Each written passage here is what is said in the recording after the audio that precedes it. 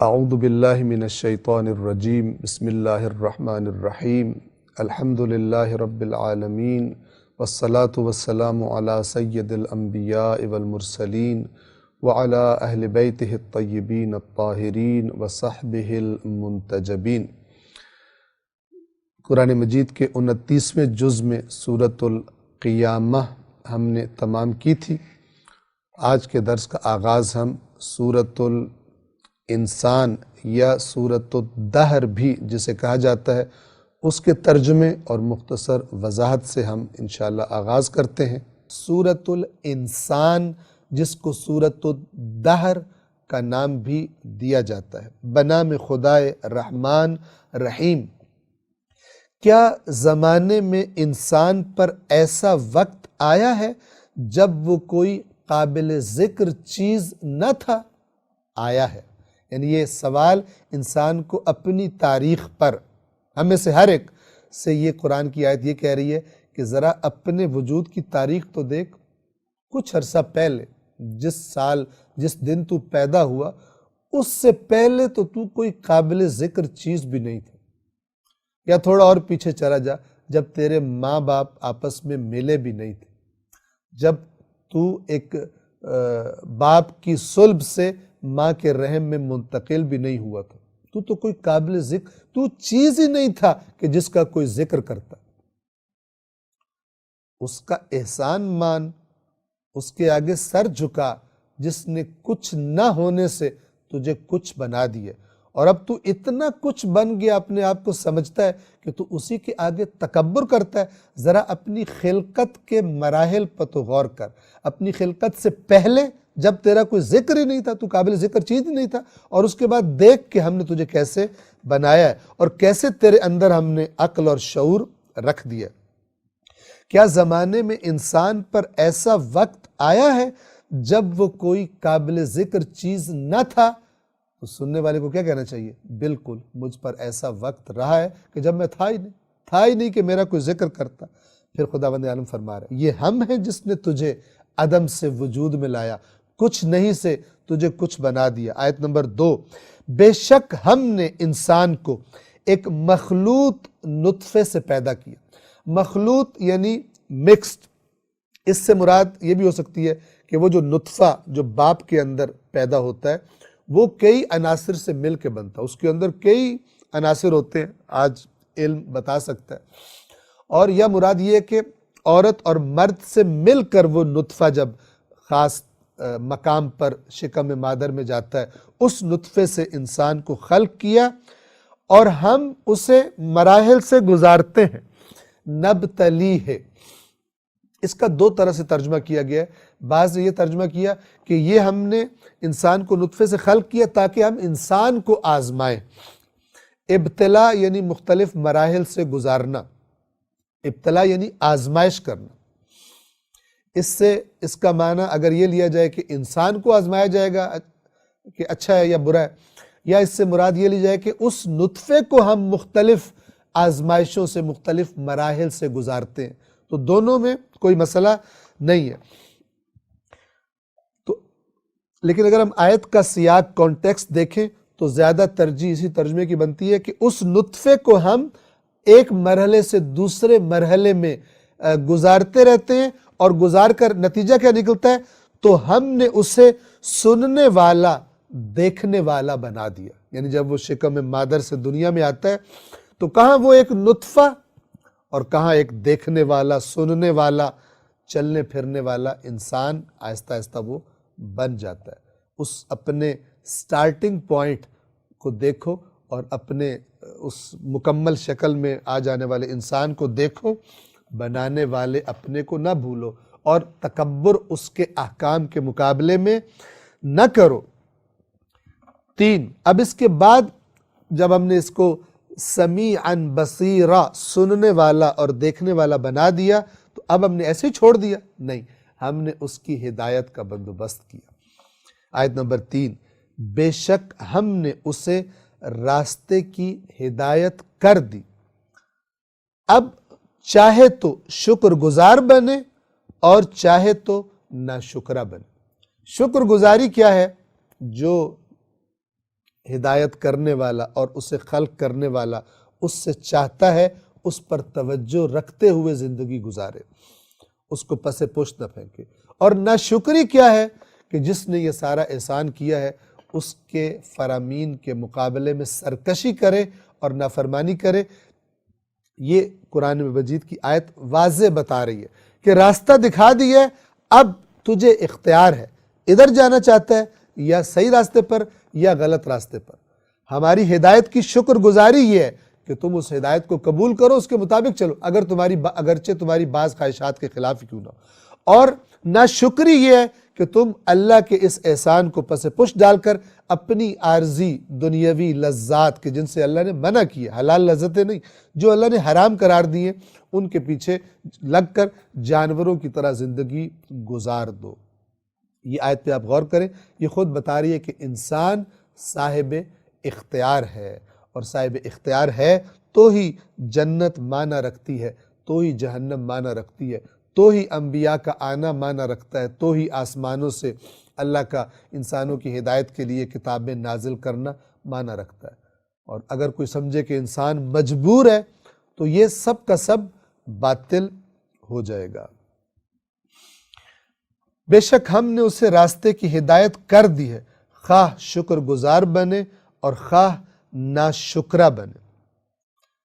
4، بے شک ہم نے، اب جب کہہ دیا کہ شکر گزار بنے یا ناشکرا بنے مرضی ہے، لیکن اگر ناشکرا بنے گا تو کیا ہوگا، اور اس کے بعد پھر بیان کیا اگر شکر گزار بنیں گے تو کیا ہوگا۔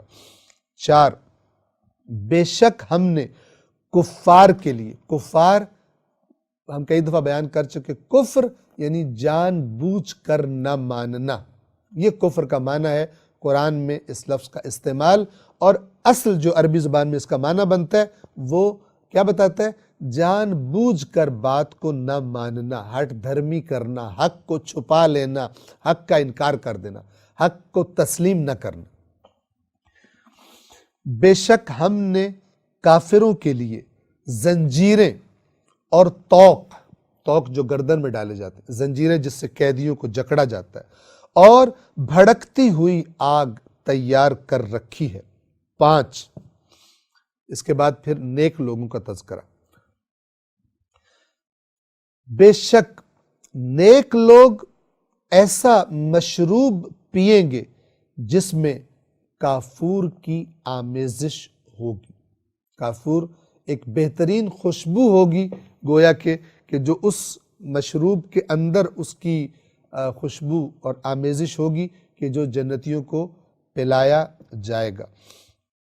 6، یہ ایسا چشمہ ہے جس سے اللہ کے بندے پئیں گے، یعنی اللہ کے خاص بندے پئیں گے، اور خود اسے جاری جہاں سے چاہیں گے اس چشمے کو زمین میں سے پھاڑ کر برآمد کر لیں گے۔ یفجرونہا تفجیرا، فجر اصل میں کہتے ہیں پھاڑنے کو۔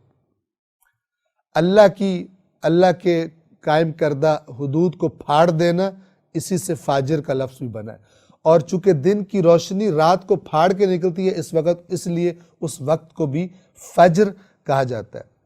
یہ ایسا چشمہ ہے جس سے اللہ کے بندے پئیں گے، اور جیسے چاہیں گے ویسے اس چشمے کو جاری کر لیں گے۔ قرآن کا جو لفظ ہے وہ یفجرونہا تفجیرا، جہاں سے چاہیں گے زمین کو پھاڑ کر اس چشمے کو برآمد کر لیں گے۔ اللہ تبارک و تعالیٰ گویا ان کو یہ صلاحیت دے دے گا۔ 7، اب یہ جو آیات ہیں شیعہ اور سنی روایات کے مطابق اہل بیت اطہار علیہم السلام کے بارے میں نازل ہوئی ہیں۔ توجہ فرمائیے کہ یہ جو واقعہ روایات کے مطابق اس کا پس منظر ہے وہ یہ کہ امام حسن اور امام حسین علیہم السلام بیمار ہوئے، اور ان کی شفا کے لیے نظر مانی حضرت علی اور حضرت فاطمہ الزہرا سلام اللہ علیہما، ان دونوں نے، اور جب شفا ہو گئی تو انہوں نے 3 روزے رکھے۔ اب جب روزے رکھے تو تینوں دن جب افطار کا وقت آتا تو جو تھوڑا بہت کھانا گھر میں تھا وہ جب افطار کا وقت آتا تو کوئی نہ کوئی دروازے پر آ کر، جسے قرآن نے مسکین اور یتیم اور اسیر کے لفظوں سے بیان فرمایا ہے، یہ ان کو دے دیتے اور خود پانی سے روزہ افطار کر لیتے۔ تو بنیادی طور پر روایات کے بیان کے مطابق یہ آیات ان ہستیوں کی شان میں نازل ہوئی۔ اب ان صفات کو دیکھیے، اور چونکہ اللہ نے ان کی سیرت کو رسول اللہ سب سے بڑھ کر، اور یہ رسول اللہ کے شاگرد اول ہیں، تو ان ہستیوں کی سیرت کو چونکہ ہمارے لیے ایک نمونہ اور اسوہ ہونا چاہیے، تو انسان کو چاہیے، صرف یہ نہیں چاہیے کہ ان آیات کو سن کر اور کہا ماشاءاللہ سبحان اللہ، لیکن ان چیزوں پہ عمل کرنے کی کوشش نہ کی جائے۔ اور یہ آیات کا پیغام کیا ہے کہ اہل بیت نے کیا کیا کہ خود بھوک ہوتے ہوئے، خود اس کھانے کی خواہش ہوتے ہوئے وہ کسی دوسرے ضرورت مند کو چیز دے دینا، جسے ایثار کا نام دیا جاتا ہے، اپنے اوپر اللہ کے دوسرے بندوں کو ترجیح دے دینا۔ یہ صفت انسان اگر اس کی طرف توجہ نہ کرے اور صرف یہ آیات سن کر خوش ہوتا رہے تو یہ شایان شان بات نہیں ہے۔ آیت نمبر 7، جو نذر پوری کرتے ہیں اور اس دن سے ڈرتے ہیں، اہل بیت اطہار بھی قیامت سے ڈرتے ہیں۔ کس کی مجال کہ جو آ کر قیامت کا خوف ان کے ماننے والوں کے دلوں سے نکال دے۔ اور یہ آیت اگر ہم سامنے رکھیں، وَيَخَافُونَ يَوْمًا كَانَ شَرُّهُ مُسْتَطِيرًا، وہ نذر پوری کرتے ہیں اور اس دن سے ڈرتے ہیں۔ قرآن کا یہ بیان کوئی بدل سکتا ہے؟ کوئی نہیں بدل سکتا۔ قیامت کے دن سے اہل بیت اطہار بھی ڈرتے ہیں۔ لہٰذا کوئی اگر آ کے حدیث سنائے جس کا نتیجہ یہ نکلے کہ تمہیں تو قیامت سے کوئی ڈر ہی نہیں ہونا چاہیے، یہ جھوٹ ہے، اس کو پتہ نہیں چلا، یا سادہ ہے یا جھوٹا ہے، مکار ہے۔ اس نے قرآن پر اس روایت کو یا روایات کو نہیں پرکھا۔ اے کاش کہ یہ بیماری نکل جائے اندر سے، تو دیکھیے کیسے پھر ایک ذمہ دار، حقیقت میں باعمل معاشرہ وجود میں آتا ہے کہ جو اپنے آپ کے اپنے ہر کام میں خداوند عالم سے ڈرتا ہے اور اس کے مطابق چلتا ہے۔ ورنہ جن کو جنت کے ٹکٹ دے دی گئے مختلف مسالک کے مولانا حضرات اپنے اب یا دین بتانے والے دے دیتے ہیں اور قرآن مجید کو صاف صاف بیان نہیں کرتے، اور اپنی تقاریر پریپیئر کرتے وقت اور نکات بناتے وقت آیات قرآن کو نہیں دیکھتے کہ کوئی چیز ٹکرا رہی تو نہیں ہے، تو پھر انہوں نے جو جیسا بیڑا غرق کیا ہوا ہے، اس کا علاج نہیں ہو سکتا جب تک کہ یہ آیات سامنے نہ رکھی جائے۔ توجہ کیجیے۔ 7، جو نذر پوری کرتے ہیں اور اس دن سے ڈرتے ہیں جس کا شر ہر طرف پھیلا ہوا ہوگا، یعنی بڑا ہولناک دن ہوگا۔ 8، اور وہ اپنی خواہش کے باوجود مسکین کو، یتیم کو اور اسیر کو کھانا کھلاتے ہیں۔ 9، اور وہ پھر ان سے یہ کہتے ہیں کہ ہم تمہیں صرف اللہ کے لیے کھلا رہے ہیں، اللہ کی رضا کے لیے کھلا رہے ہیں، ہم تم سے نہ تو کوئی معاوضہ چاہتے ہیں کہ اس احسان کے بدلے تم ہمیں کچھ دو، کچھ نہیں چاہتے، اور نہ ہی یہ چاہتے ہیں، حتیٰ کہ یہ بھی نہیں چاہتے کہ تم ہمارا شکریہ ہی ادا کرو۔ یہ کمال ہے۔ جتنا انسان اس صفت کو اپنے اندر پیدا کر سکے کہ نیکی کرے تو صرف خدا کی خاطر، اور جس سے نیکی کر رہا ہے اس سے کوئی توقع نہ رکھے، ایسا کرے گا تو بعد میں اس پر احسان بھی نہیں جتلائے گا، جس سے قرآن نے منع کیا ہے کہ اپنے اعمال کو باطل نہ کرو، اپنے صدقات کو باطل نہ کرو اذیت کر کے اور احسان جتلا کر۔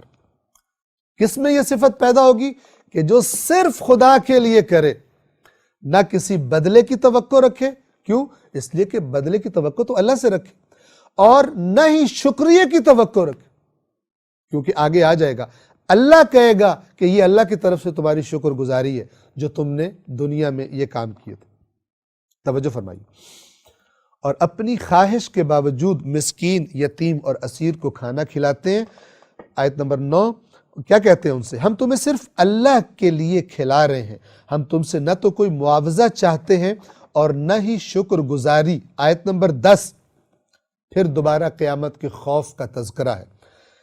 بے شک ہمیں تو اپنے رب سے اس دن کا خوف ہے جو شدید بد منظر ہوگا۔ ہولناک مناظر اس دن سامنے آئیں گے، اللہ کا جب عذاب سامنے آئے گا، ہمیں اس دن سے یقیناً خوف ہم ڈرتے ہیں اس دن سے، ہم صرف تمہیں اللہ کے لیے یہ احسان تم پر کر رہے ہیں اور تمہیں کھانا کھلا رہے ہیں۔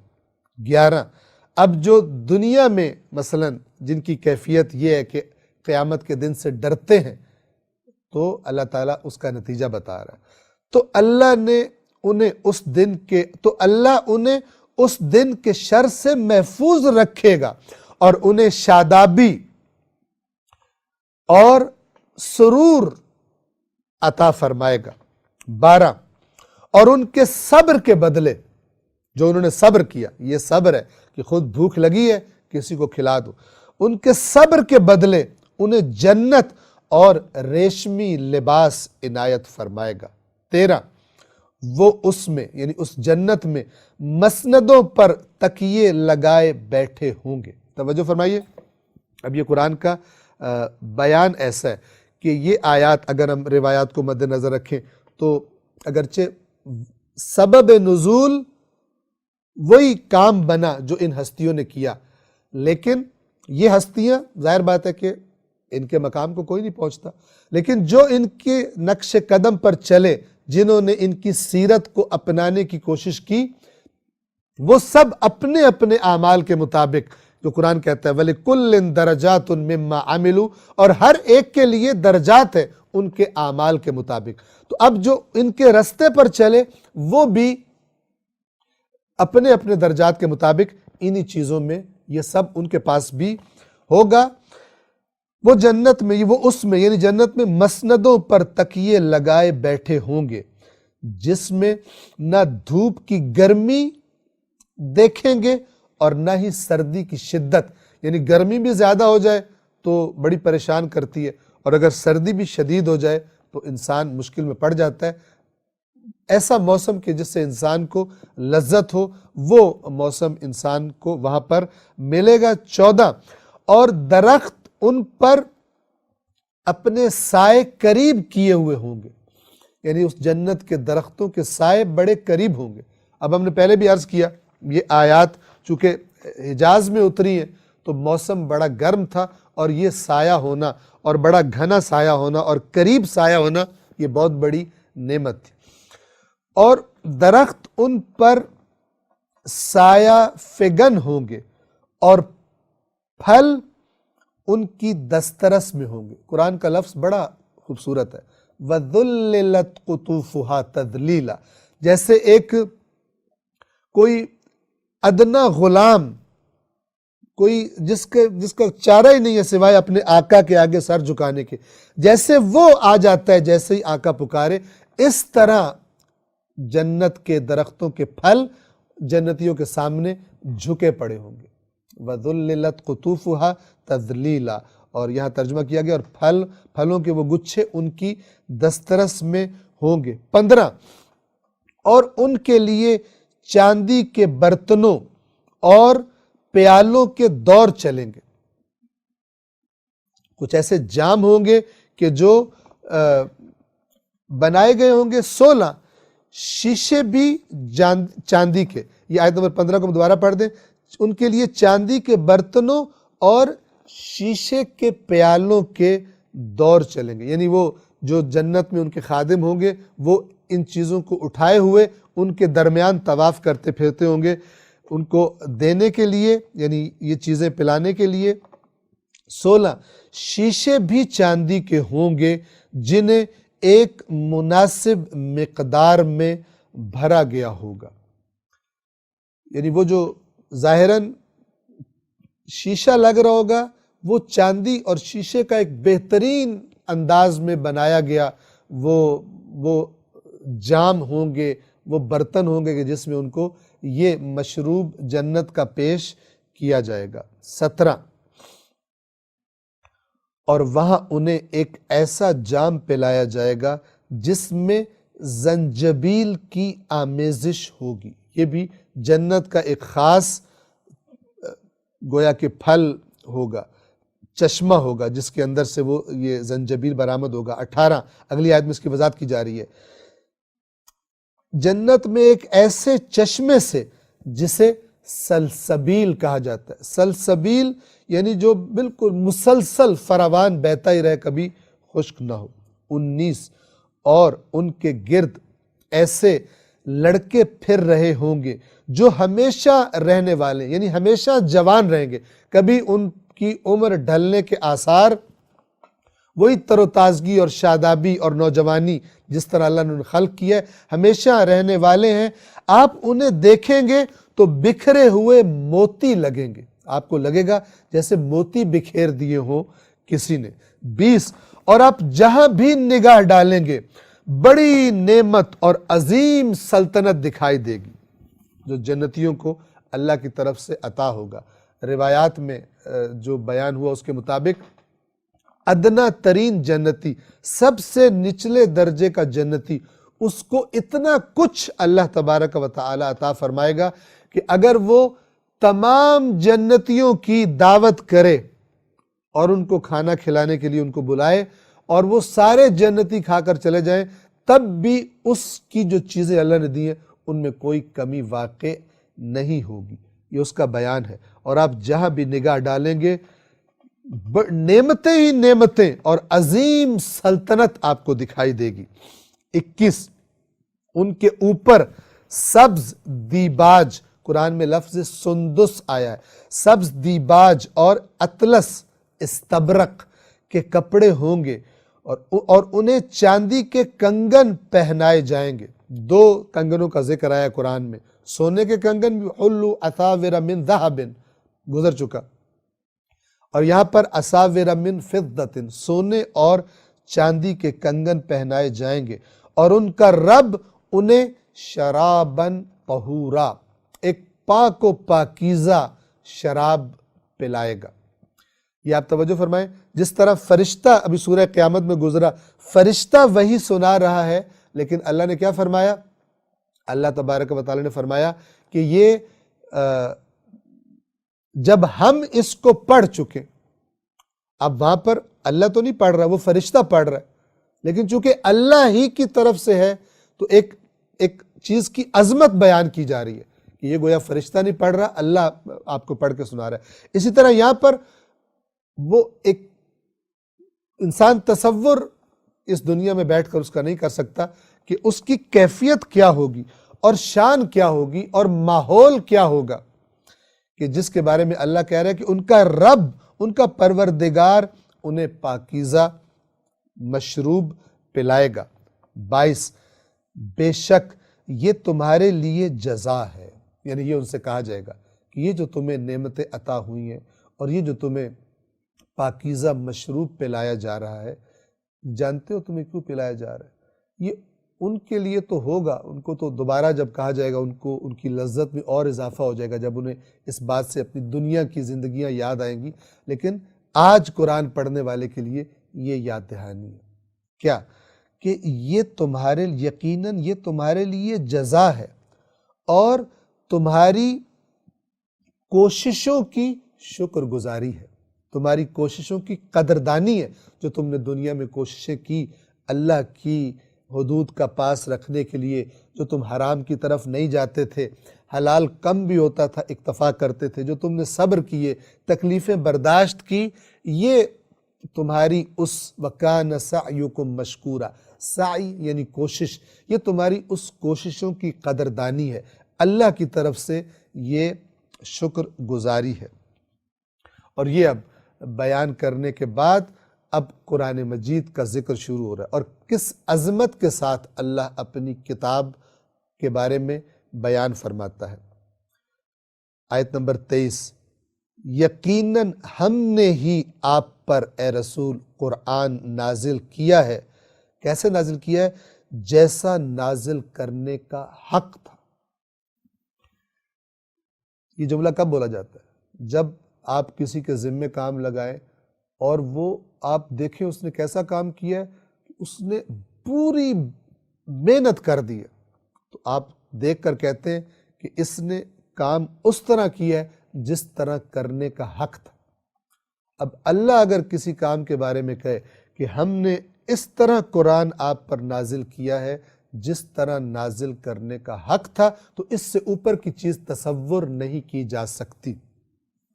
اس سے قرآن کے نزول کی کیفیت مراد لی جائے کہ قرآن کتنا محفوظ ہے، اس کے اندر کوئی باطل نہیں ہے، تو اس سے بڑھ کر کوئی اور چیز نہیں ہو سکتی، اتنا محفوظ ہے قرآن۔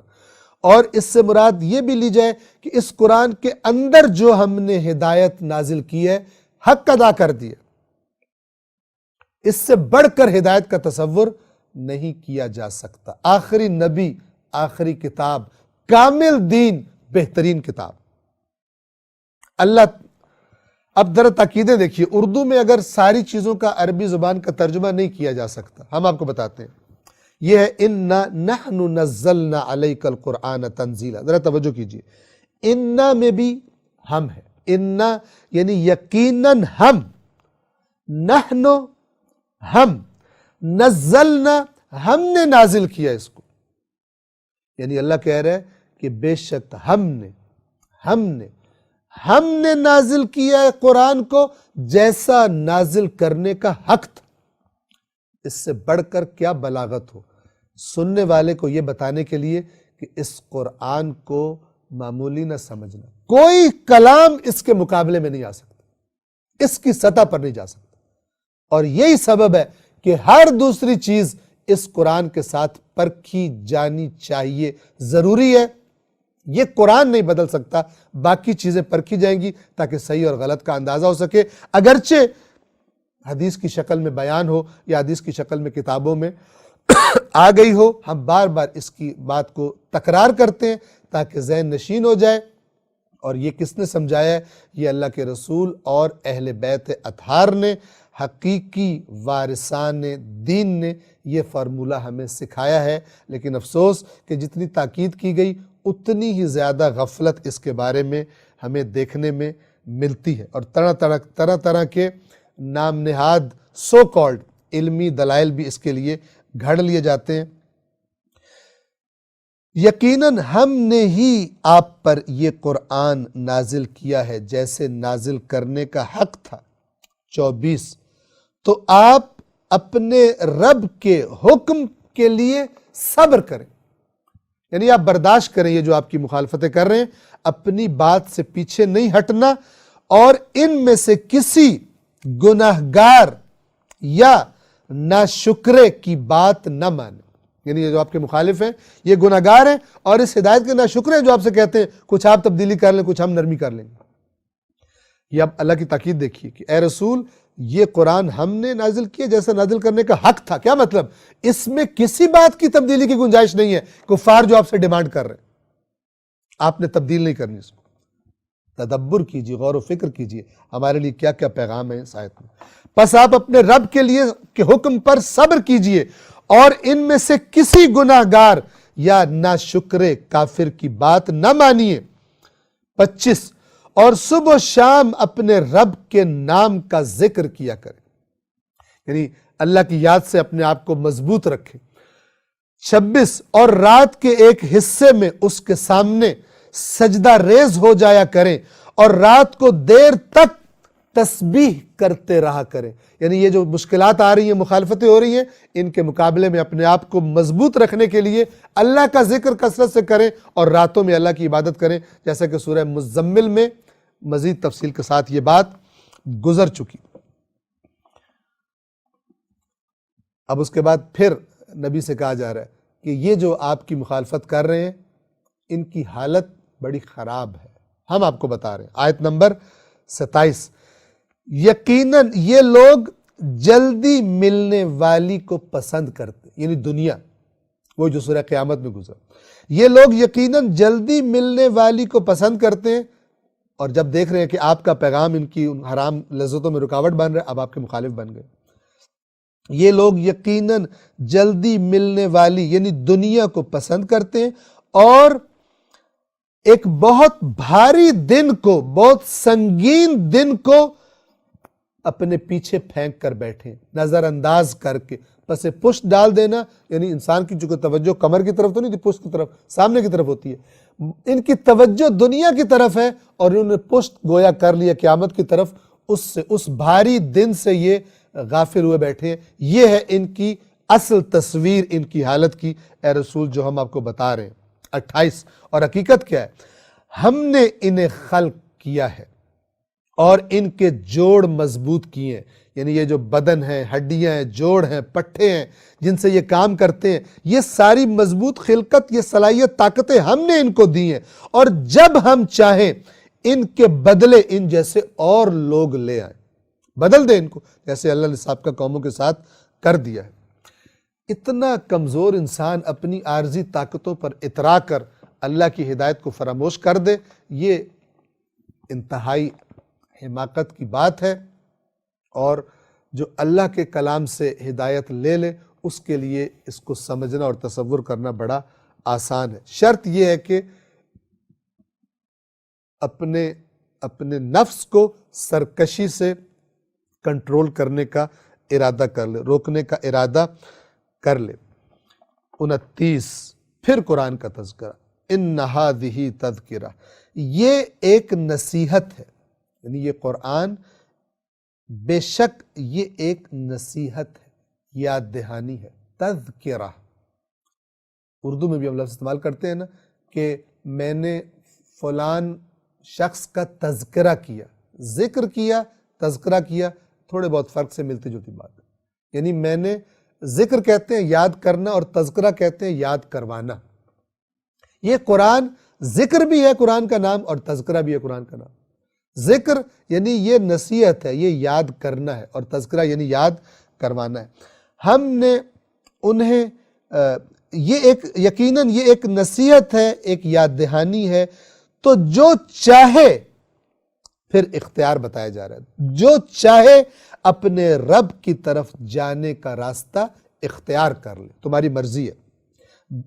30 اور تم نہیں چاہتے مگر یہ کہ اللہ چاہے، یقیناً اللہ بڑا علم والا، حکمت والا ہے۔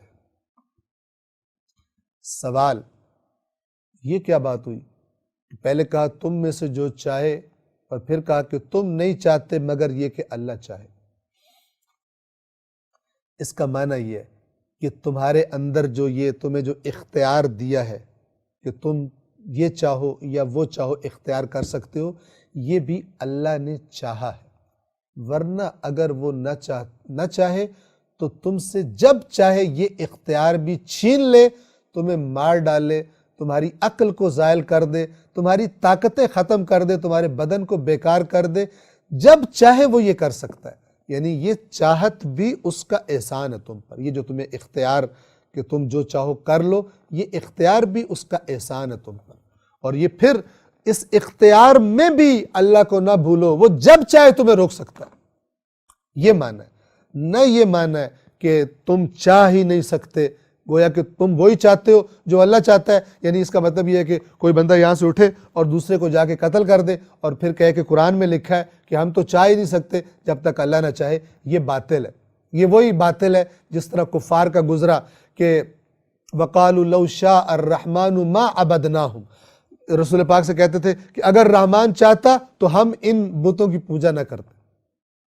توجہ فرما رہے ہیں؟ تو اللہ نے کہا انہیں علم ہی نہیں ہے اس بات کا کہ جو یہ کر رہے ہیں یہ صرف بہانے بنا رہے ہیں، الٹی سیدھی جیسے کہتے ہیں باتوں میں لوگوں کو کنفیوز کر دینا، اس کے لیے کرتے ہیں۔ یہاں پر بھی انشاءاللہ یہ بات واضح ہے۔ 31 آخری آیت اس سورہ مبارکہ کی، فرمایا کہ جسے چاہتا ہے اپنی رحمت میں داخل کرتا ہے۔ کون؟ جس کے بارے میں اوپر کہا کہ یقیناً اللہ بڑا علم والا، حکمت والا ہے۔ 31 جسے چاہتا ہے اپنی رحمت میں داخل کرتا ہے۔ جسے چاہتا ہے سے کیا مطلب؟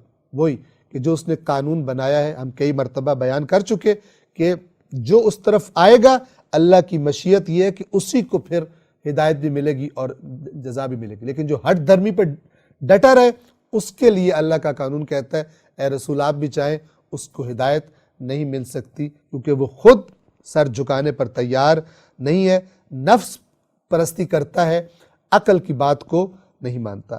اللہ جسے چاہتا ہے اپنی رحمت میں داخل کرتا ہے، اور اس نے ظالموں کے لیے دردناک عذاب تیار کر رکھا ہے۔ اور یہاں پہ ظالم سے مراد کون ہے؟ کہ جو اس کی ہدایت کو قبول نہ کرے، سرکشی کرے۔ یعنی یہ جو پہلا حصہ تھا جسے چاہتا ہے اپنی رحمت میں داخل کرتا ہے، اس کا اگر کوئی ذہن میں سوال آئے کسے چاہتا ہے کسے نہیں چاہتا، اگلے حصے میں جواب آ گیا کہ ظالم یعنی جو خود غلط حرکتیں کر رہے ہیں، ہٹ دھرم ہیں، ضدی ہیں، سرکش ہیں، ان کے لیے، ان ظالموں کے لیے اس نے دردناک عذاب تیار کر رکھا ہے۔ 29ویں جز کی آخری سورہ ہے سورۃ المرسلات۔ مرسلات مرسلہ کی جمع ہے، مؤنث ہے، اس کا واحد ہے مرسل۔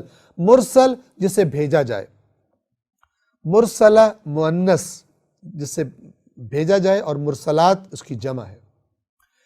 یہ جو اس سورہ کا نام ہے، آگے چند قسمیں کھائی گئی ہیں۔ مرسلات سے بعض نے مراد فرشتوں کو لیا ہے اور بعض نے مراد ہواؤں کو لیا ہے۔ ہم جو ترجمہ کریں گے، جو انہوں نے ترجمہ کیا، اس کے مطابق فرشتوں کا ترجمہ کریں گے۔ اگرچہ ہواؤں کا بھی ترجمہ کیا جائے تو بھی اس میں کوئی مسئلہ پیش نہیں آتا، اس لیے کہ اللہ تبارک و تعالی نے اس کائنات کا نظام چلانے کے لیے بھی خاص قسم کے فرشتے مقرر کیے ہیں کہ جو مثلاً ہواؤں کو چلاتے ہیں، بادلوں کو لے کر چلتے ہیں، اور وہ حرکت کس طرح کرواتے ہیں، ان کا وجود کیسا ہوتا ہے، ہم اس کا تصور، یعنی اس مادی دنیا کے تصورات جن کا ہمارے دماغ کو عادت ہے، مادی کیلکولیشنز کی اور مادی طور پر ہم تصورات رکھتے ہیں، ان کا ہم تصور شکل و صورت کا نہیں کر سکتے۔ توجہ کیجئے، ہم نے عرض کیا کہ چاہے ہوائیں ترجمہ کیا جائے، چاہے فرشتے ترجمہ کیا جائے، کوئی اس میں فرق نہیں پڑتا، کیونکہ وہ فرشتے ہی اللہ تبارک و تعالی نے ان کو چلانے پر مامور کیے۔ خدا کا جیسا حکم ہوتا ہے، اپنا ان کا کوئی اختیار نہیں ہوتا، اس کے مطابق لے کر چلتے ہیں۔ سورۃ المرسلات، بنام خدائے رحمان رحیم، قسم ہے ان کی جو مسلسل بھیجے جاتے ہیں۔ اگر ہم ہوائیں کہیں گے، یاد رکھیے جو لفظ آیا ہے عربی کا وہ ہے مرسلات، مؤنث ہے۔ قسم ہے ان کی جو مسلسل بھیجی جاتی ہیں۔ اب یہاں بھی آپ ایک اور چیز کی طرف توجہ کر لیں کہ بعض لوگ سوال بھی پوچھتے ہیں، فرشتے جو ہیں وہ مذکر ہیں یا وہ مؤنث ہیں؟ قرآن مجید نے کفار جو اپنے پاس سے گھڑ کے کہتے تھے فرشتے اللہ کی بیٹیاں ہیں، اس پر ان کی مذمت کی ہے، کہا ہے کہ تمہارے سامنے اللہ نے خلق کیا کہ تمہیں پتہ ہے کہ وہ بیٹیاں ہیں یا بیٹے۔ تو لیکن قرآن نے ملائک کے لیے مؤنث والے الفاظ بھی استعمال کیے ہیں، اور قرآن نے مذکر والا لفظ بھی فرشتوں کے لیے استعمال کیا ہے۔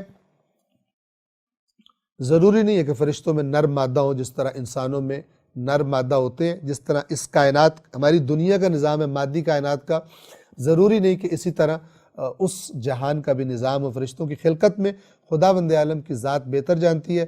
قرآن فرشتوں کے بارے میں فرماتا ہے کہ وَجَعَلُوا الْمَلَائِكَةُ الَّذِينَ هُمْ عِبَادُ الرَّحْمَنِ، انہوں نے قرار دے دیا ہے ان کو کہ جو انہوں نے قرار دے دیا ہے فرشتوں کو کہ جو اللہ کے بندے ہیں۔ عباد مذکر کا لفظ ہے، اللہ کے بندوں کو انہوں نے مؤنث قرار دے دیا ہے۔ بہرحال یہاں پہ مذکر کا لفظ آیا ہے، خداوند عالم کی ذات اقدس بہتر جانتی ہے۔ ایسی چیزوں میں یاد رکھیے الجھنا، بے وجہ بحث کرنا اس میں کہ جس کا کوئی عملی فائدہ بھی نہیں ہے، اور نہ قیامت کے دن پوچھا جائے گا کہ تو مجھے بتا کہ فرشتہ مذکر ہوتا ہے یا فرشتہ مؤنث ہوتا ہے، مثال کے طور پر، تو ان چیزوں کی طرف توجہ زیادہ رکھنی چاہیے کہ جو انسان کی سرنوشت کے ساتھ تعلق رکھتی ہے۔ ہاں، اگر اس کے بارے میں قرآن مجید میں خود کچھ بیان ہوا جس چیز کے بارے میں، یا صحیح روایات میں بیان ہوا تو ویسا ہی اعتقاد رکھنا ضروری ہے۔ پھر اس سے ہٹ کر اعتقاد اپنے پاس سے بنا کر اپنی نئی گھڑ کر منطق فلسفہ، وہ بھی باطل ہے، وہ غلط اعتقاد بھی ہرگز قبول نہیں ہوگا، اور اس کے بارے میں بھی پرسش کی جائے گی۔ قسم ہے ان کی جو مسلسل بھیجے جاتے ہیں۔ ہم چونکہ فرشتوں کو اردو میں مذکر استعمال کرتے ہیں، اس لیے اردو ترجمہ جو ہے وہ مذکر میں کیا گیا۔ 3، تو پھر تیز رفتاری سے چلنے والے ہیں۔ 3، پھر کھول دینے والے ہیں۔ اب اگر یہاں پر فرشتوں کی جگہ ہواؤں کا ترجمہ کیا جائے، ناشرات نشرن، کہ جو پھیلا دیتی ہیں چیزوں کو، جو ان کے ذمہ ہوتا ہے، کہاں پہ بارش برسانی ہے، کہاں پہ کیا کرنا ہے۔ 4، پھر جدا کرنے والے ہیں۔ جدا کرنے والے ہیں، اگر فرشتے ہم لیں، حق اور باطل کو جدا کرنے والے ہیں، یعنی وہ جو وحی کا پیغام لے کر آتے ہیں اللہ کے فرشتے، وہ کیا کرتے ہیں؟ وہ حق اور باطل کو اس وحی کے ذریعے جدا کرنے والے ہیں۔ اور اس کے بعد اگر ہم ہواؤں کو لے لیں تو جدا کرنے والے ہیں، یعنی کہاں پر بارش برسنی ہے، کہاں پر ہوا چلنی ہے، کہاں پر ہوا نہیں چلنی۔ 5، پھر یاد خدا کو ڈال دینے والے ہیں، یعنی انسانوں کے دلوں میں۔ اب ہوائیں بھی بعض اوقات اس طرح چلتی ہیں، اگر رحمت کی ہوائیں ہوں تب بھی دل والوں کو اللہ یاد آتا ہے، اور اگر طوفانی ہوائیں ہوں، طوفان آ جائیں، تباہی ہونا شروع ہو جائے، تو بھی اللہ کو یاد دلا دیتی ہیں ہوائیں۔ اور اگر فرشتے معنی کیا جائے تو بھی یہ جو فرشتے اللہ کے پیغام لے کے آتے ہیں، یہ وہ ذکر ہوتا ہے کہ جس کو آ کر وہ زمین پر پہنچاتے ہیں اور ڈال دیتے ہیں۔ 6، کس لیے؟ حجت تمام کرنے کے لیے ہو یا خبردار کرنے کے لیے۔ حجت تمام کرنا کیا ہے؟ کہ جو نہیں ماننے پہ ڈٹا ہوا ہے اس پر اتمام حجت ہو جائے کہ تجھے بات بتا دی گئی، اور جو ماننے والا ہے اسے خبردار کر دیں تاکہ وہ غافل نہ ہو جائے۔ یہ دونوں کام کرتے ہیں۔ اگر ہم ہواؤں کا کہیں تو ہوائیں گویا کہ اپنی زبان میں، اپنے چلنے میں بتا رہی ہوتی ہیں کہ اس نظام کا بنانے والا کوئی ہے جس نے یہ نظام بنایا ہے، اس کی عظمت کو دیکھو، ہماری حرکت کو دیکھو، اس سارے نظام کو دیکھو، اور اس کے آگے سر جھکا دو۔ نہیں جھکاؤ گے تو ہم گواہی دے رہی ہیں کہ وہ موجود ہے جس نے ہمیں بنایا ہے، تم پر اتمام حجت کر رہی ہیں۔ اور جو ماننے والے ہیں انہیں بھی خبردار کر دیں، وہ ان کے دل اور اللہ کی طرف متوجہ ہو جائیں اور غفلت کی طرف نہ جائیں۔ اس پورے نظام کی، چاہے ہم اس کو فرشتے لیں، چاہے ہم اس کو ہوائیں لیں، اللہ تعالیٰ کہہ رہے ہیں کہ یہ سارا نظام یہ گواہ ہے، چاہے ہواؤں کے ذریعے بارشوں کا برسنا اور چاہے فرشتوں کے ذریعے آسمانوں سے ہدایت کا اترنا، یہ نظام گواہ ہے۔ قسم کھائی جا رہی ہے، یعنی اس کو گواہ بنایا جا رہا ہے۔ اس میں غور کرو، کیا ہے قسم کا جواب؟ آیت نمبر 7، جس چیز کا تم سے وعدہ کیا جاتا ہے وہ یقیناً واقع ہو کر رہے گا، یعنی قیامت آ کر رہے گی۔ نہ یہ بات، اتنا بڑا نظام باطل خلق نہیں کیا گیا، تمہیں بھی باطل خلق نہیں کیا گیا، قیامت آ کر رہے گی۔ جس چیز کا تم سے وعدہ کیا جاتا ہے وہ یقیناً واقع ہو کر رہے گا۔ 8، اب پھر قیامت جب واقع ہوگی تو کیا مناظر حوادث پیش آئیں گے؟ تو جب ستارے بے نور کر دیے جائیں گے، یعنی جو لوگ اس وقت موجود ہوں گے وہ اس کائنات کے اس عظیم نظام کو ٹوٹتا پھوٹتا اور ستاروں کو بے نور ہوتے ہوئے، جن میں سورج بھی ہمارا شامل ہے، دیکھیں گے۔ تو جب ستارے بے نور کر دیے جائیں گے۔ 9، اور جب آسمان میں شگاف ڈال دیے جائیں گے، آسمان کے اندر گویا رستے بن جائیں گے، جیسے کہ پہلے بھی گزرا، بعد میں بھی آئے گا، اور فرشتے نازل ہوتے ہوئے دکھائی دیں گے۔ 10، اور جب پہاڑ اڑا کر رکھ دیے جائیں گے۔ 11، اور جب رسولوں کو مقررہ وقت پر لایا جائے گا، یعنی انبیاء کو حاضر کیا جائے گا اللہ کی بارگاہ میں کہ گواہی دیں آ کر، جو قرآن میں گزر چکا کہ جس دن اللہ رسولوں کو جمع کرے گا اور ان سے سوال کرے گا تمہیں کیا جواب دیا گیا، اور یا جس طرح گزر چکا کہ جن کی طرف رسولوں کو بھیجا گیا ان سے بھی ہم یقیناً سوال کریں گے، اور جن رسولوں کو بھیجا تھا ہم نے ان سے بھی ہم حتماً سوال کریں گے۔ وہ عظیم بے مثال فائنل عدالت میں یہ سب کچھ انسانوں کو اپنی آنکھوں سے دیکھنا پڑے گا جب سوالات ہو رہے ہوں گے۔ جب رسولوں سے سوال ہونا ہے تو دوسرے کی تو کسی کی مجال ہی نہیں ہے کہ کہے کہ میں نے بغیر حساب کے نکل جانا ہے۔ توجہ فرمائیے، اور یہ بھی 30ویں سپارے میں آ جائے گا کہ نیک لوگوں کا بھی آسانی سے حساب کتاب، لیکن ان کا بھی حساب کتاب ہوگا، لیکن وہ بہت آسان کر دے گا اللہ تبارک و تعالیٰ ان کے لیے۔ اور جب رسولوں کو مقررہ وقت پر لایا جائے گا۔ 12، کس دن کے لیے ملتوی رکھا ہوا تھا، یعنی پوسٹ پون کیا ہوا تھا اس کو۔ یہ کس دن کے لیے یہ سارا جو اب حساب کتاب ہو رہا ہے، یہ کس دن کے لیے ملتوی تھا؟ وہی جس کو تم جھٹلا رہے تھے۔ اللہ تعالیٰ اس سوال کا جواب دیتا ہے، لِیَوْمِ الْفَصْل، آیت نمبر 13، فیصلے کے دن کے لیے ہم نے تم سب کو مہلت دے رکھی تھی اور آج وہ دن آ گیا ہے۔ کس دن کے لیے ملتوی رکھا ہوا ہے؟ 13 فیصلے کے دن کے لیے۔ 14 اب یہاں پر جو قرآن کا انداز ہے، اس یوم الفصل کی عظمت اور اس کی ہولناکی اور اس کی شدت کے بیان کے لیے سوالیہ انداز اختیار کرتا ہے۔ اور آپ کو کس چیز نے بتایا کہ فیصلے کا دن کیا ہے؟ یہ اگر ایک کسی سے بات کی جا رہی ہو اور وہ توجہ نہ کر رہا ہو تو پھر اس کو کہا جاتا ہے کہ تمہیں پتہ ہے میں تمہیں کیا بات، تمہیں کون بتائے گا کہ وہ کتنی خطرناک بات ہے جو تمہیں بتا رہا ہوں اور تم غفلت میں پڑے ہوئے۔ اور آپ کو کس چیز نے بتایا کہ فیصلے کا دن کیا ہے؟ 15 اس دن تکذیب کرنے والوں کے لیے ہلاکت۔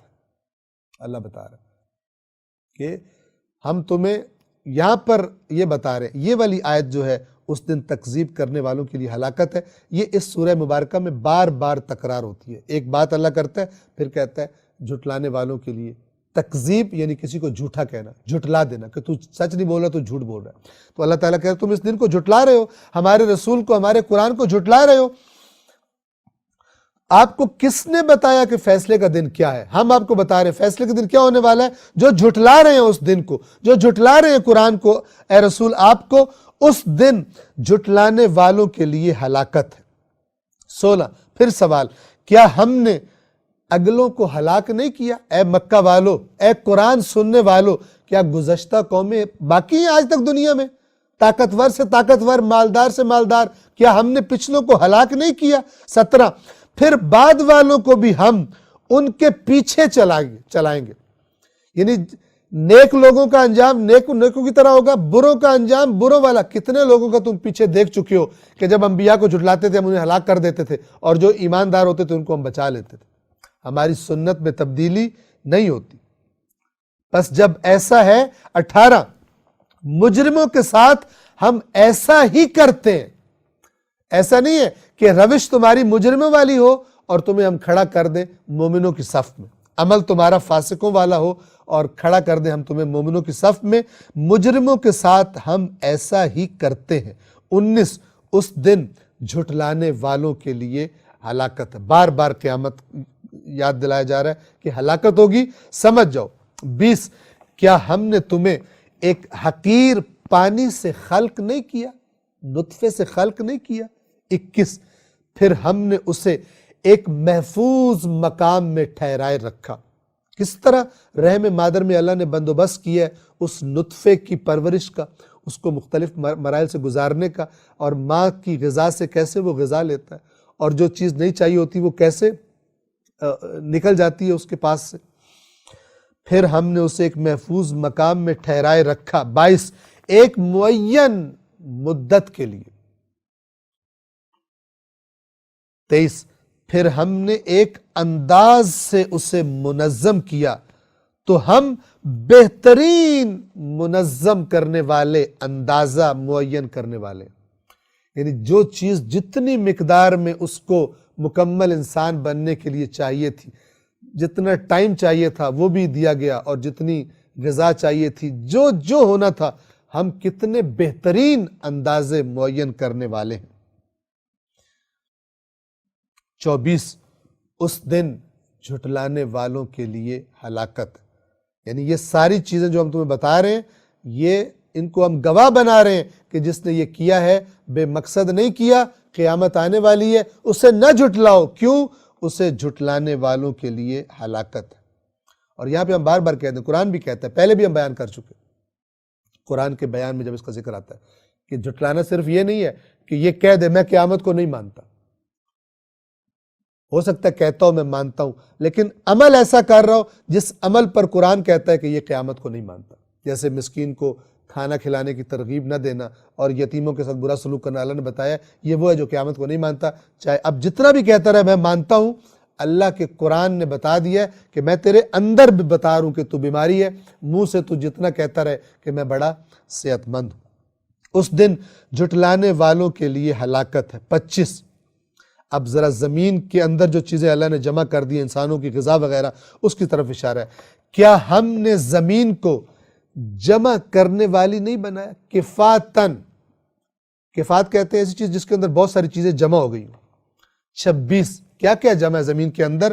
زندوں کے لیے اور مردوں کے لیے۔ تم زندوں کو بھی زمین اپنے اندر اپنے اوپر مثلا رکھے ہوئے اور مردوں کو بھی تمہاروں کو وہ اپنے اندر جذب کر چکی ہے۔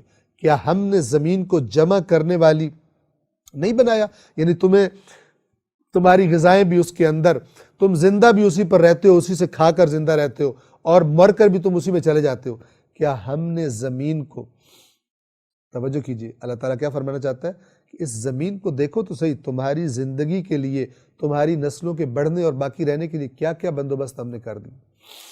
تم سانس لیتے ہو، تم دیکھتے ہو، اگر تھوڑی سی بھی ہم کوئی چیز اوپر نیچے کر دیتے تو تمہاری زندگی، سانس لینا محال ہو جاتا۔ زندوں کے لیے اور مردوں کے لیے۔ 27، اور ہم نے اس میں بلند پہاڑ گاڑ دیے اور ہم نے تمہیں شیریں یعنی میٹھا پانی پلایا۔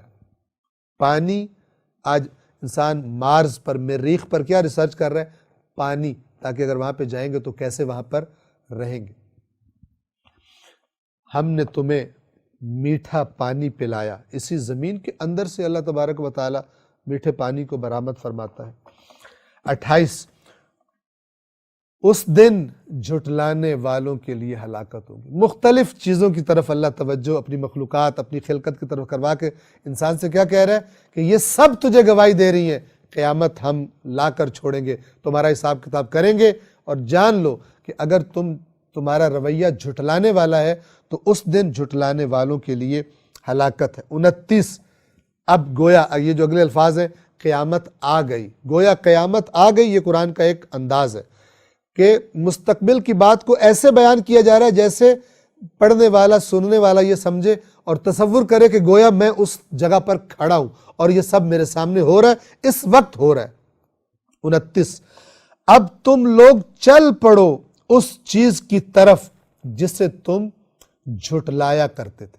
یعنی یہ فرشتے ہیں کہ جو جہنمیوں سے کہہ رہے ہیں کہ اب ان کو ہانک رہے ہیں اور کہہ رہے ہیں چلو اب ادھر جس کو تم جھٹلایا کرتے تھے۔ اب قرآن پڑھتے وقت انسان اس کا تصور کرے، اپنے آپ کو اس کے اندر دیکھنے کی کوشش کرے۔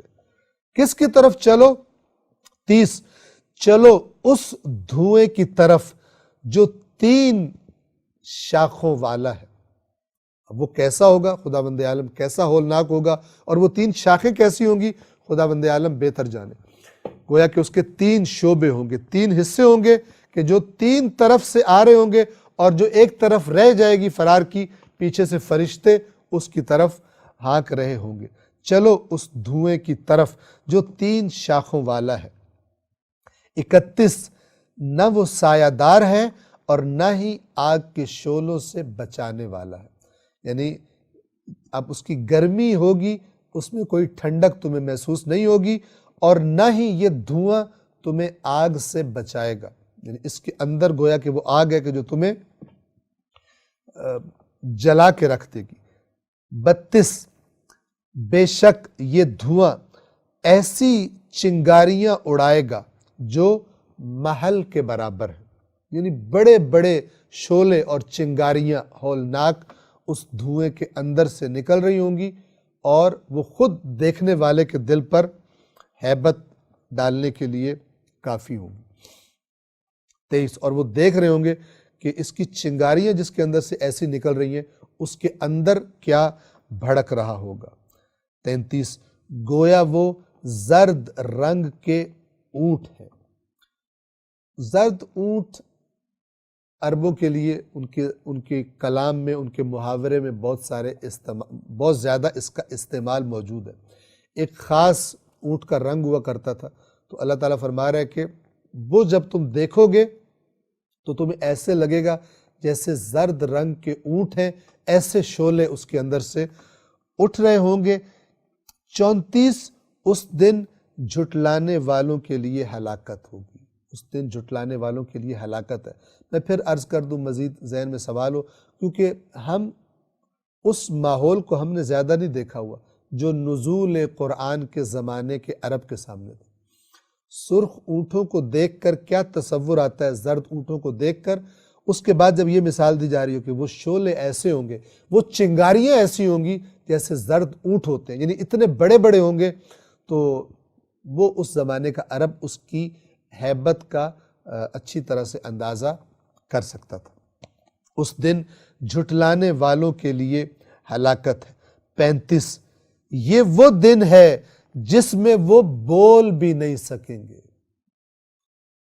اتنے بے بس ہو جائیں گے، دنیا میں جو بڑے زبان دراز تھے اور بڑی چالاکیاں زبان کی دکھا کر باتوں کو اوپر نیچے کر کے بچ جایا کرتے تھے، اب اللہ تعالیٰ فرما رہا ہے یہ وہ دن ہے، ھذا یوم لا ینطقون، نطق نہیں کر سکیں گے، بول بھی نہیں سکیں گے۔ 36، اور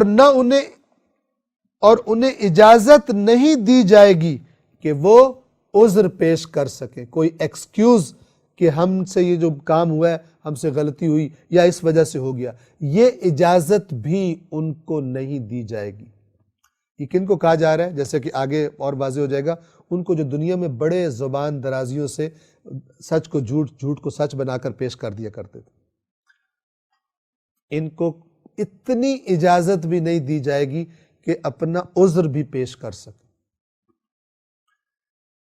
یعنی جتنا یہ دنیا میں تیزیاں دکھاتے تھے، اتنا اللہ کہہ رہے تم اس دن بے بس کھڑے ہوگے، اور یاد رکھو جب وہ تمہاری حالت ہوگی اس دن، 37 نمبر آیت، اس دن جھٹلانے والوں کے لیے ہلاکت ہے۔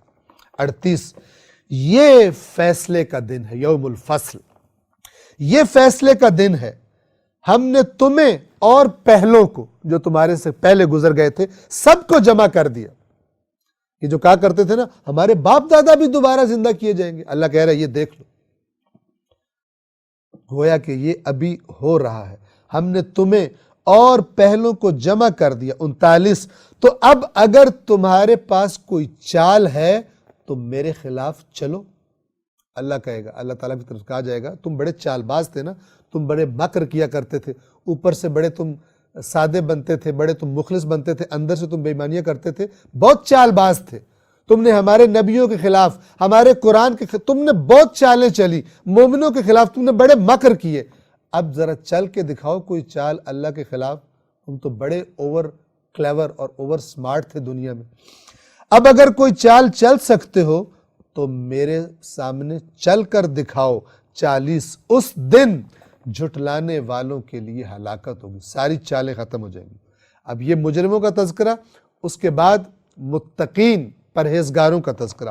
بے شک یقیناً تقوی اختیار کرنے والے ٹھنڈے سایوں اور چشموں میں ہوں گے۔ 42، اور ان پھلوں میں جن کی وہ خواہش کریں گے، یعنی جو ان کا جی چاہے گا وہ ان کو دے دیا جائے گا۔ 43، اور ان سے کہا کیا جائے گا تم اپنے کھاؤ اور پیو خوشگواری سے، کوئی روک ٹوک نہیں ہے، کوئی کمی نہیں ہے، کوئی مسئلہ نہیں بنے گا تمہیں، خوشگواری سے کھاؤ اور پیو، کیوں؟ ان اعمال کے جزا میں، ان اعمال کے بدلے میں جو تم دنیا میں کیا کرتے تھے۔ قرآن کا کلیئر میسج، ان اعمال کے بدلے میں جنہیں تم کیا کرتے تھے۔ 44، بے شک ہم نیکی کرنے والوں کو ایسا ہی صلہ دیا کرتے ہیں۔ 45، اس دن جھٹلانے والوں کے لیے ہلاکت ہوگی، یعنی ان نعمتوں کے لیے کوشش کرو، جھٹلانے والے مت بنو، ہلاکت میں چلے جاؤ گے۔ اب پھر مجرموں کا تذکرہ کہ وہ جو کہتے ہیں اللہ نے ہمیں دنیا میں بھی زیادہ دیا ہے، وہ ہمیں یہاں بھی کرم ہے وہاں بھی کرم ہوگا، جیسے انبیاء سے کہتے تھے کہ ہمیں عذاب نہیں ہونا، ہم مال اور اولاد میں تم سے زیادہ ہیں، یا مکے والوں نے کہا مکہ یا طائف کا کوئی امیر آدمی کیوں نہیں اللہ نے رسول بنایا، اس پر قرآن کیوں نہیں نازل ہوا؟ اب یہ اس کا جواب ہے۔ 46، کھا لو اور تھوڑے دن مزے اڑا لو، کر لو، یقیناً تم مجرم ہو، یہ دنیا کی مہلت نے تمہیں غافل کر دیا، نعمتوں کی فروانی نے تمہیں غافل کر دیا۔ 47 اس دن جھٹلانے والوں کے لیے ہلاکت ہے۔ 48 اور جب ان سے کہا جاتا ہے کہ رکوع کرو تو رکوع نہیں کرتے۔ جب ان سے کہا جاتا ہے کہ رکوع کرو تو رکوع نہیں کرتے۔ یہ پھر نماز کا ذکر ہے۔ نماز کا ایک اہم پارٹ کیا ہے؟ رکوع۔ رکوع نہ کرنا جھٹلانا ہے۔ 49 اس دن جھٹلانے والوں کے لیے ہلاکت۔ اب ہم رکوع سے مراد ویسے اللہ کو جھک جانا لیں تو نماز میں جھکنا، جو ویسے اللہ کو جھک گیا ہے وہ سجدے اور رکوع تو خود بخود کرے گا۔ مجرموں سے کہا جا رہا ہے کہ مزے کر لو، یہ نہ سمجھو کہ یہ ہمیشہ رہیں گے، جو تم جواب دیتے ہو مومنوں کو ہمارے پر یہاں بھی بڑا کرم ہے وہاں بھی کرم ہوگا۔ اس دن جھٹلانے والوں کے لیے ہلاکت ہے۔ اور جب ان سے کہا جاتا ہے کہ رکوع کرو تو رکوع نہیں کرتے، جیسے سورہ قلم میں گزرا تھا، اس دن قیامت کے دن کہا جائے گا سجدے کرو، سجدے نہیں کر پائیں گے۔ کیوں؟ ان سے پہلے جب وہ ٹھیک ٹھاک تھے، دنیا میں کہا جاتا تھا سجدے کرو تو یہ نہیں کیا کرتے تھے، لہٰذا اب نہیں کر سکتے۔ جب ان سے کہا جاتا ہے رکوع کرو تو رکوع نہیں کرتے۔ 49 اس دن جھٹلانے والوں کے لیے ہلاکت ہے۔ 50ویں اور آخری آیت اس سورہ مبارکہ کی خوب توجہ کیجیے۔ اللہ تبارک و تعالی کیا فرما رہا ہے؟ تو اس کے بعد، یعنی اس قرآن کے بعد کس چیز پر ایمان لائیں گے؟ بہت کچھ اس ایک جملے میں ہے۔ مثال آپ کو عرض کروں، ایک بندہ، اس کو ایک چھوٹا مثال کے طور پر اس کا ہم عمر بندہ سمجھائے یہ کام نہ کرو، وہ نہ سمجھے، پھر اس سے بڑا سمجھائے، اس سے سینئر بڑا سمجھائے، پھر مثلاً چلتے چلتے ایک ایسا انسان فرض کرے کہ اس سے بڑا سمجھانے والا کوئی نہیں، وہ بھی اگر اس کو سمجھا دے اور وہ بات نہ سمجھے تو پھر اس سے کہا جائے گا کہ اگر اس کے سمجھانے پر تو نہیں سمجھا تو اب تجھے اور کون سمجھائے گا۔ اللہ انسانوں سے یہ فرما رہا ہے اپنے قرآن میں کہ اگر اس قرآن پر تم ایمان نہیں لاتے، اس کی بات تمہیں سمجھ نہیں آتی، تو اس کے بعد پھر تم کس بات پر ایمان لاؤ گے؟ یعنی اللہ تبارک و تعالی کے علم کے مطابق چونکہ یہ نازل ہوا ہے، اس کی حفاظت کا ذمہ اس نے لیا ہے، اس میں ہدایت کا جس طرح بیان کرنے کا حق تھا اس نے بیان کر دی ہے، محکم، کبھی نہ ٹوٹنے والی اور بدلنے والی باتیں اللہ نے قوانین، اپنی سنتیں اس میں بیان فرما دی۔ اللہ تعالیٰ کہہ رہے ہیں اس قرآن کو سن کر بھی اگر تم اپنے آپ میں نہیں آتے اور تم غور و فکر اس پہ نہیں کرتے اور نصیحت نہیں لیتے اور ایمان نہیں لاتے تو فَبِأَيِّ حَدِيثٍ بَعْدَهُ يُؤْمِنُونَ، تو اس کے بعد، یعنی اس قرآن کے بعد کس چیز پر، کس کلام پر یہ لوگ ایمان لائیں گے؟ سورۃ المرسلات کے ساتھ ہی 29واں جز تمام ہوتا ہے۔ انشاءاللہ آئندہ درس میں ہم قرآن مجید کے 30ویں اور آخری جز کا آغاز کریں گے۔ والسلام علیکم ورحمۃ اللہ وبرکاتہ۔